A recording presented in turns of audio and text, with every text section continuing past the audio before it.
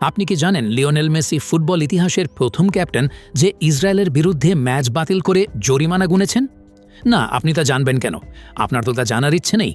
বরং আপনার কাজ মেসিকে নিয়ে সমালোচনা করা।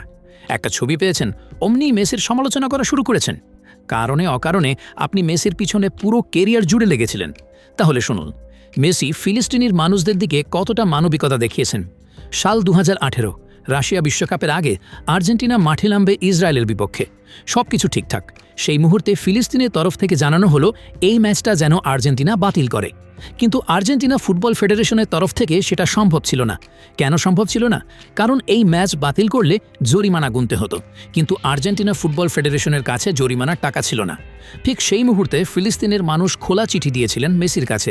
মেসি তাদের অনুরোধ রাখলেন এবং ম্যাচটা বাতিল করলেন, এবং নিজ পকেট থেকে জরিমানা দিয়ে ম্যাচ বাতিল করলেন আর্জেন্টিনার ক্যাপ্টেন হিসেবে।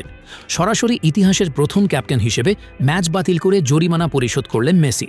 এই জরিমানা ছিল $2 থেকে $3 মিলিয়ন, যা বাংলায় 200 থেকে 300 কোটি টাকার সমান। এখন বলো, কোন মেসিকে নিয়ে আপনি সমালোচনা করেছেন? কয়জন মানুষ এমন নিজ পকেট থেকে জরিমানা গুনেছেন ফিলিস্তিনের জন্য? বলুন তো। এরপর থেকে মেসিকে নিয়ে সমালোচনা করলে নিজের মুখখানি আয়নাতে দেখবেন। এবার আসি ওই ছবির ঘটনার দিকে। এই ছবি যে দেখছেন, সেটা মেসি ছিলেন। কিন্তু মেসি তো সেখানে একা ছিলেন না। সেটা মেসির পার্সোনাল কোনো সফরও ছিল না। সে সেখানে ছিলেন পুরো বার্সেলোনা টিমের সঙ্গে। এটা ছিল বার্সেলোনার একটা সফর ইসরায়েলে। এই সফরে মেসি একা ছিলেন না, বার্সেলোনার সব প্লেয়ারও ছিলেন, এবং সেখানে ছিলেন নেইমার জুনিয়রও। তাহলে এখানে শুধু মেসিকে নিয়ে কথা হবে কেন? আর এখানে ফিলিস্তিনও কখনো মানা করেনি। এই ছবিকে নিয়ে ফিলিস্তিন কোনো কথা বলেনি। মেসিকে ফিলিস্তিনের জন্য ম্যাচ বাতিল করতে বলেছিলেন। মেসি সত্যিই ম্যাচটা বাতিল করেছেন। তাহলে এখন আপনি বলুন, আপনি মেসিকে ফিলিস্তিনের পক্ষে নাকি বিপক্ষে দেখছেন? সব কথা একপাশে রাখুন। শেষ কথাটা খুব সহজ। লিওনেল মেসি একজন ভালো মানুষ।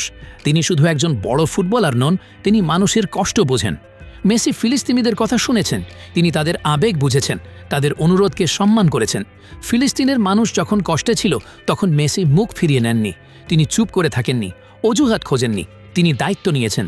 মেসি জানতেন ম্যাচ বাতিল মানে ঝামেলা, জানতেন জরিমানা দিতে হবে, জানতেন সমালোচনা হবে। তবুও তিনি পিছিয়ে যাননি, কারণ মানুষের কষ্ট তার কাছে সব কিছুর আগে। এটাই মেসির আসল পরিচয়।